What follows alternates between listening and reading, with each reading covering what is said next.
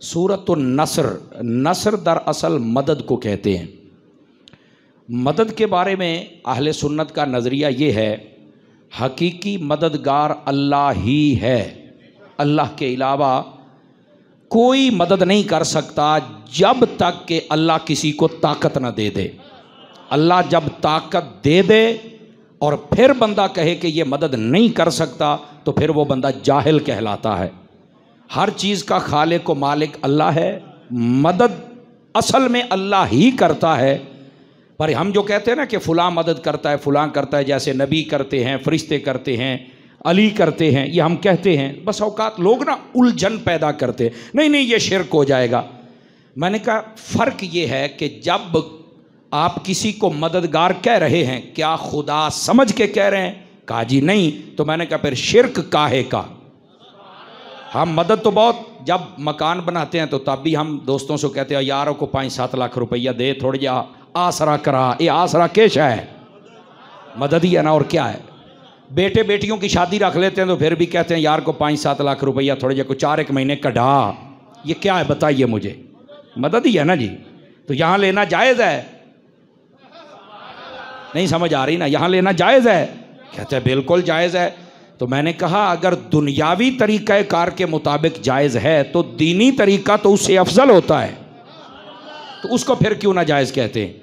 उलझन ये पैदा की जाती है, नहीं जी वो बंदे, वो अफराद, वो हस्तियाँ, वो बुज़ुर्ग जो कब्रों में तशरीफ़ ले गए, उनसे मदद क्यों मांगते हैं? ये आपका शौक़ भी शेख मुहक्किक ने पूरा कर दिया है। वो फरमाते हैं, सवाल उठाया कि अल्लाह का वली जब तक ज़िंदा होता है तब तक मदद करता है या फिर कब्र में चल के भी वो कर सकता है? आपने जो जवाब दिया ज़रा हौसले वाला बंदा सुने। आप फरमाते हैं वली जब तक ज़िंदा रहता है वो तब भी मदद करता है, जब कब्र में चला जाए अल्लाह की अता से तब भी करता है, लेकिन दुनिया में रह के वो मदद थोड़ी करता है, कब्र में जाके ज़्यादा करता है। मुझे पता था कई बंदे चुप हो जाएंगे, ये की मतलब होया भाई, दुनिया में रह के वो मदद थोड़ी करता है, कब्र में चल के मदद। भाई इसका फलसफा क्या है, हमें भी समझाओ। आप जो कहते हैं शेख मुहक्किक हमारा है, तो मैं क्या त्रकड़ा होके सुन, उन्होंने क्या फरमाया? वो फरमाते हैं वजह ये है, हमारा ये जिस्म ये मिसले पिंजरा के है और इसके अंदर हमारी रूह कैद है। फरमाते हैं मिसाल समझो, जब तक शेर पिंजरे में होता है वो दौड़ता है, उसकी दहशत होती है, पर वो अपने जौहर नहीं दिखा सकता। जब उसे छोड़ दिया जाए तो फिर पूरे जंगल के जितने भी कुत्ते बिल्ले होते हैं सारे डर जाते हैं कि शेर मैदान में आ गया है। इसी तरह बंदाए मोमिन की रूह जब तक उसके इस पिंजरे में होती है वो उतने जौहर नहीं दिखा सकता। जब ये रूह यहां से निकल जाती है, अब जो भी बुलाता है ये अल्लाह का वली पहले पहुंच जाया करता है। अब बात समझ आई आप सभी हजरात को? तो ये अल्लाह वालों के बारे में शेख मुहक्किक ने ये नजरिया खोल के बयान कर दिया है। आप जितने अहले सुन्नत के अहबाब हैं ना, आप तकड़े होके अपने अकीदे पर अमल किया करें। ये जो परहेजी मुसलमान होते हैं ना, कौन से मुसलमान? परहेजी मुसलमान, ऐसे ही छोटी छोटी बात से परहेज करने वाले। जहां परहेज करना है वहां करते नहीं, और जहां नहीं करना वहां परहेज कर रहे हैं। तो बात चली थी नसर, मदद से। अल्लाह ताला जब बंदों को ताकत देता है तो वो मदद कर देते हैं। और मैं इससे भी अगली बात बताऊं, बात कहते हैं ये जो अल्लाह वाले इनसे मदद मांगनी नहीं चाहिए। और मैंने कहा पुत्र गाले वे, अल्लाह वालों से मदद ना भी मांगी जाए बस औकात वो बिन मांगे भी कर देते हैं। अब कहेंगे इस पर क्या दलील है? हजरत सैयदना फारूक आज़म रज़ी अल्लाह ताला अन्हो, आप हुजूर के मिंबर पे खड़े होकर जुमा पढ़ा रहे हैं और हजरत सारिया 1500 किलोमीटर दूर जंग लड़ रहे हैं, तो उन्होंने पुकारे किसी को नहीं कि हमारी मदद को पहुंचो। हजरत फारूक आज़म खुद ही बोल पड़े, या सारिया तो अल जबला, अल जबला, पहाड़ की तरफ हो जाओ, दुश्मन हमला करने वाला है। उन्होंने मदद मांगी नहीं, अल्लाह वाला तो फिर भी मदद कर लेता है ना। समझ आ रही है? जज़ाकल्लाह।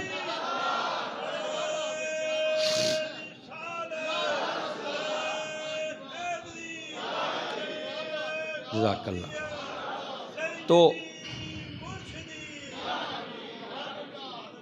समझ आ रही है मेरी बात की? तो ये नज़रिया कुरान और हदीस में है, ऐसी कोई बात नहीं।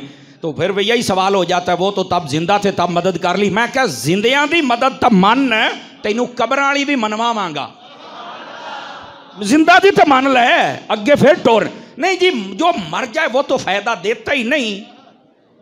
मैंने कहा कमाल है, फायदा भी नहीं देता, नहलाते भी हो, कफन भी जनाब 5000 का पहनाते हो, खुशबू भी लगाते हो, फूल भी डालते हो, मोढ़ियां ते भी चैंदे हो, खैर ते है ही भाई, फायदा ही नहीं देता तो आग लगा। लेकिन मैं यहां एक हदीस सुना देता हूं ना, पता चले फायदा है कि नहीं है। फरमाया जो बंदा किसी बंदा मोमिन का जनाजा पढ़े अल्लाह 1 किरात सवाब देता है, और जो उसे दफन करके फिर वापस जाए 2 किरात का सवाब। फरमाया किरात क्या है? फरमाया ओहद पहाड़ के बराबर। अब बंदा फौत हो गया, हमने सिर्फ जनाजा पढ़ा या दफन किया, इतना सवाब मिल गया। अगर मुर्दा फायदा देता ही नहीं तो फिर जनाजा पढ़ने पर सवाब क्यों? चलो अभी भी नहीं समझ आई, थोड़ा सा बात और खोल लेते। मेरे नबी ने फरमाया जब तुम मैयत की चारपाई उठाते हो तो फरमाया पता कैसे उठानी होती है? कोशिश करें 4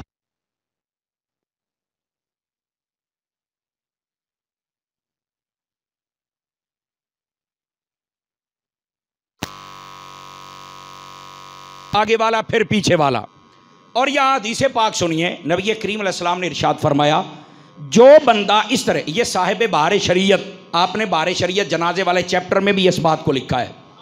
फरमाते हैं जो किसी मोमिन को अपने कंधों पे उठा के 40 कदम चले, ये जैसे मैंने बताया, अल्लाह ताला उसके 40 कबीरा गुना वो माफ करता है जिनकी वजह से इस पर जहन्नुम वाजिब था, इसने जहन्नुम में जाना था, सिर्फ मुर्दा उठाया इसके गुनाह माफ हो गए। मैंने कहा मुर्दा तो फायदा देता ही नहीं तो गुनाह कैसे माफ हो गए? अब ये बात सोचने वाली है ना, इसको जरा समझिए। अच्छा एक और हदीस भी लगे हाथों सुन लीजिए, ताकि जो आपका मसलक व अकीदा और नजरिया है वो खोल के सामने आ जाए। नबी करीम अलैहिस्सलाम ने इरशाद फरमाया जो बंदा अल्लाह की रजा के लिए किसी मुसलमान को गुस्ल दे, मुसलमान फौत हो जाए, जिंदा के बारे में नहीं मुर्दे के बारे में, गुस्ल दे अल्लाह की रजा के लिए, फरमाया अल्लाह ताला उसे गुनाहों से ऐसे पाक करता है जैसे आज अपनी मां के पेट से पैदा होके आया हो। मौलाना जब मुर्दा फायदा देता ही नहीं तो ये नहलाने पर इतना सवाब। अपनी अकल का इलाज करवाएं वो लोग जो कहते हैं मुर्दा फायदा नहीं देता, बंदे दा पुत्र बन। वजो नहीं फरमा रहे आप हजरात, बंदे दा पुत्र बन। तेनू असल ये नहीं पता भी हकायक क्या है। असल बात यह है उसने सिर्फ अपनी जगह को बदला है। पहले वो ज़मीन के ऊपर था, अब ज़मीन के अंदर चला गया है, उसके जिस्म ने जगह बदली है, रह गई रूह। तो रूह को अल्लाह इजाज़त देता है, हदीस शरीफ में है, हर जुमेरात को, ईद वाले दिन छोटी हो या बड़ी हो, शब्बे कदर, शब्बे बराअत, 10 मुहर्रम के दिन, ये अय्याम उलमा ने लिखे और मैं जिम्मेदारी से बयान कर रहा हूँ। रूहें अपने घर आती हैं, दरवाज़ों की चौखट पकड़ के खड़ी होकर कहती हैं अपने कामों में लगे हुए हो को हमें भी तोहफा दे दो ताकि कब्र में सुकून हासिल करें। समझ आ रही है? गिरामी कदर हजरात, अर्ज खिदमत ये है, मरने के बाद भी अल्लाह जब ताकत देता है तो ये सारे काम होते हैं। बताइए नबी पाक अलैहिस्सलाम हर कब्र में तशरीफ लाते हैं कि नहीं लाते हैं? जिसका ईमान है वो बोले ना जी। भाई कब्र में 3 सवाल हैं। अब कोई कह सकता है कि यार नबी पाक कैसे आएंगे, तो मैंने कहा ये सवाल तो सहाबा को करना चाहिए था। हुजूर आप फरमा रहे हैं कि एक सवाल हो गया, मान रब्बो का मा दीनों का मा कुन्त तकुलु फी हक़्क़ि हाज़ा रजुल, इस मर्द के बारे में बताओ, उस नहीं इस। ये नहीं कहा जाएगा कि वो हुजूर खड़े हैं। बाज कहते हैं मदीना शरीफ में होंगे तो वहां से तस्वीर दिखाई जाएगी। मैं क्या, तस्वीर अगर दिखाई जाएगी तो रजुल नहीं तस्वीर को कहते। और दूसरी बात है हाजा का इशारा ये होता है जैसे दिस और दैट में फर्क है, दैट वो दिस ये। अरबी में हाजा ये, जाली का वो। मैंने कहा हाजा है, जाली का नहीं है। तो हुजूर करीब हैं। और रजुल किसे कहते हैं? जो जिंदा भी हो, सलामत भी हो, सामने भी हो। तो हुजूर तो यहाँ हैं, हर कब्र में तशरीफ लाते हैं। तो मुझे ईमान से बताओ जो हर कब्र में आ सकते हैं, कब्र में ज़मीन के नीचे आ सकते हैं, जो ज़मीन के ऊपर तुम्हारा घर है वहाँ नहीं आ सकते हैं? वहाँ तो इतनी रुकावटें हैं, वहाँ पहुँच सकते हैं, ऊपर नहीं आ सकते। कमाल हो गया यार, समझ आ रही मेरी बात की? और अगर कोई कहे कि नहीं ऊपर नहीं आ सकते, तो मैंने कहा फिर ये बात बड़ी सुनने वाली है। हज़रत सैयदना बिलाल हबशी रदी अल्लाह ताला अन्हो अपने पराए देवबंदी वाबी, इन्होंने भी लिखा है इस बात को, बयान ना करें तो अलग बात है। हज़रत बिलाल हबशी जब आका करीम अलैहिस्सलाम ने पर्दा फरमाया ना, तो हज़रत बिलाल के सामने से यकदम हुजूर का चेहरा गायब हुआ ना, तो आपने कहा अब मैं मदीने में नहीं रहूँगा। समझ आ रही? आप शहर हलब मुल्क शाम में चले गए। नबी पाक अलैहिस्सलाम ख्वाब में तशरीफ़ लेके आए, फरमाया बिलाल वो एडी दूर टुर गया, कदी सानू मिलन भी ते आ ना। मैं तवज्जो नहीं फरमाई है मैं क्या कह रहा हूं। फरमाया बिलाल एडी दूर टुर गया, कदी मैनू मिलन भी ते आ। इसका मतलब है महबूब को पता है मेरा आशिक कहाँ रहता है। हज़रत बिलाल हबशी रदी अल्लाह ताला अन्हु आप फिर वापस आए थे, और जब मदीने में आए थे ना, तो लोगों ने कहा बिलाल आ तो गए हो, एक मरतबा आज़ान सुना के वो नबी वाला वक्त ही ताज़ा कर दो। समझ आई ना? वो यादें दोबारा आ जाएं।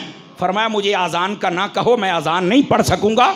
हज़रत बिलाल की आदत थी जब अजान पढ़ते थे और कहते थे ना अशहदु अन्ना मुहम्मद रसूलुल्लाह, तो ऐसे हुजूर की तरफ इशारा करते, लोगों जिस मोहम्मद की मैं गवाही देता हूं वो ये बैठे हुए हैं। तो कहा कि आप मुझे अजान का ना कहो। आपने अजान न दी। लोगों ने कहा कि बिलाल की अजान भी सुननी है और ये अजान देता भी नहीं, अब क्या करें? उन्होंने कहा एक ऐसी हस्ती है, अगर आके इनको कह दे तो ये इनकार नहीं करेगा। कहा वो कौन है? फरमाया वो हसन हुसैन हैं, अगर वो आके कहें तो ये इनकार नहीं करेंगे। वो दो सारे अहबाब गए हज़रत हसनैन करीमैन के पास, भाई हज़रत बिलाल अजान नहीं देते, आपको ये नहीं टालेंगे। इसका मतलब है सहाबा भी अहले बैत से बड़ी मोहब्बत करते थे। यही तो वजह है अहले सुन्नत अहले बैत से भी मोहब्बत करते हैं और सहाबा से भी। हम तो किसी एक के भी गुस्ताख नहीं हैं। जो सहाबा को गुस्ताख हो हमारे नज़दीक वो भी लानती और हरामी है, और जो अहले बैत का गुस्ताख है वो भी लानती और हरामी है।